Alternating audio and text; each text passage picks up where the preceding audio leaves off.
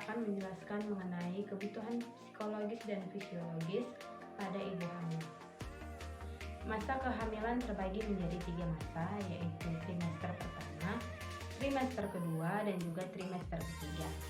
Trimester pertama di sini merupakan masa penentuan, yaitu masa di mana ibu mulai menerima kenyataan bahwa dirinya sedang hamil.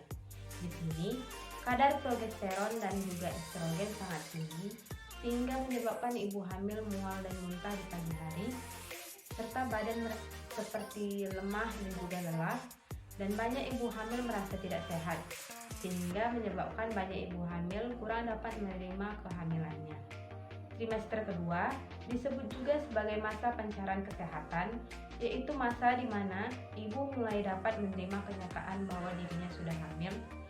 Ini merupakan masa di mana ibu dapat menggunakan energinya secara rekonstruktif. Trimester ketiga disebut juga dengan masa penantian atau masa waspada, karena di sini ibu mulai tidak sabar untuk menantikan kehadiran buah hatinya. Nutrisi yang diperoleh ibu hamil berguna untuk perkembangan janin di dalam kandungan serta perkembangan organ-organ yang berfungsi ataupun berperan selama masa kehamilan. Umumnya selama hamil, ibu hamil membutuhkan energi tambahan sebesar 80.000 kalori atau sekitar 285 sampai 300 kalori per hari.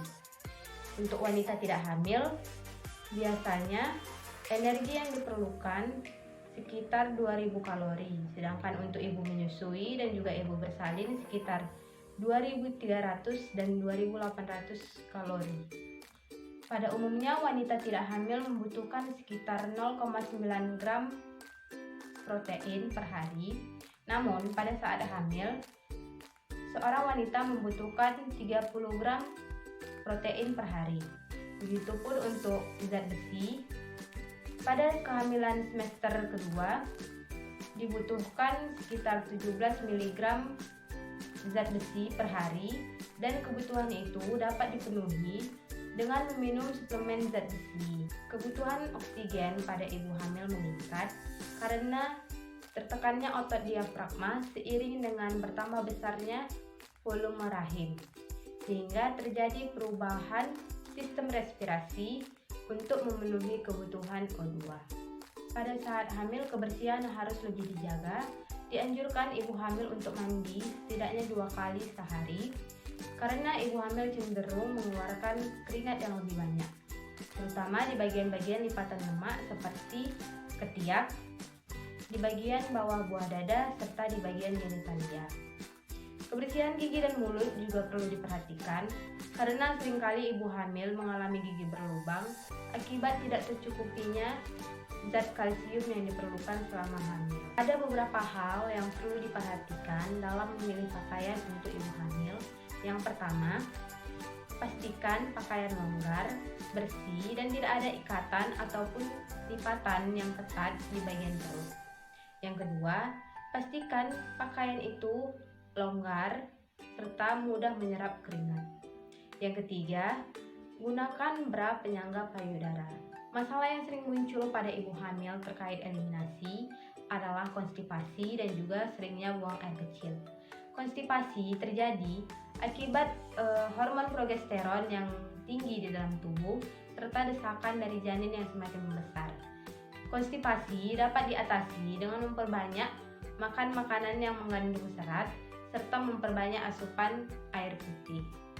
Mobilisasi adalah kemampuan seseorang untuk bergerak secara bebas, aktif, dan teratur.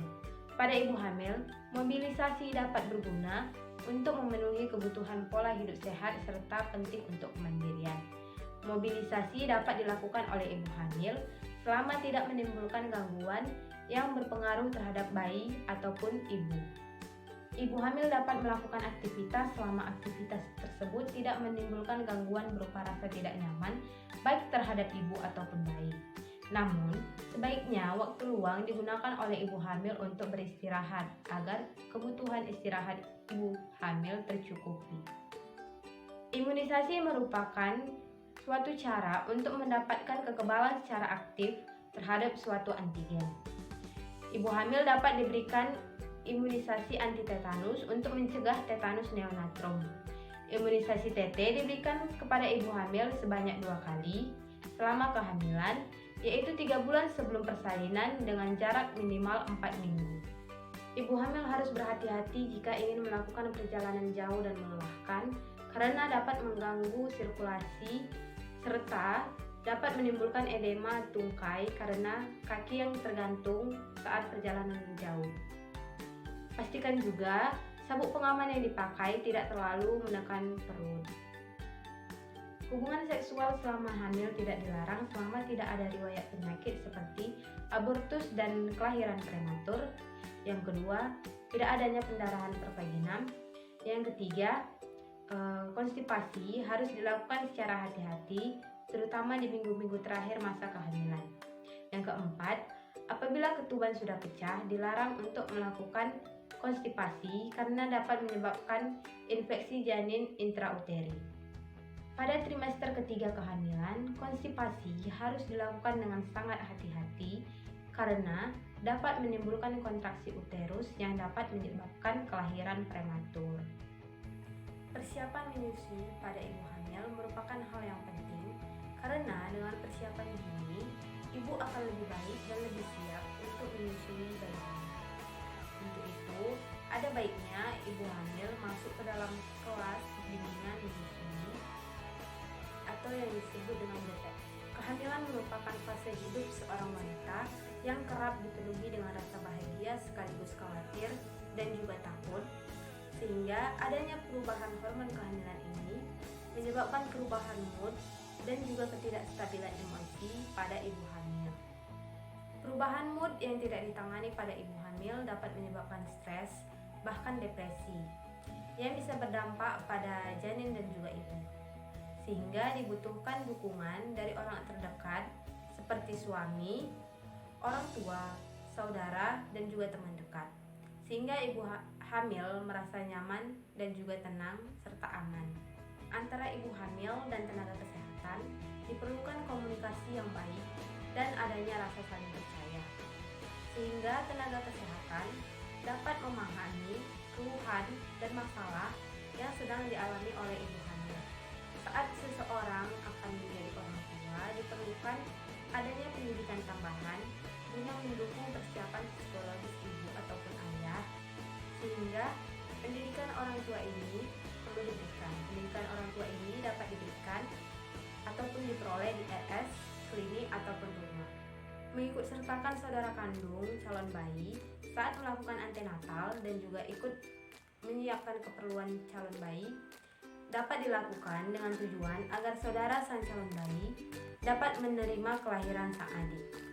Kegiatan ini dilakukan dengan memilih salah satu saudara calon bayi untuk mengikuti kelas untuk sibling.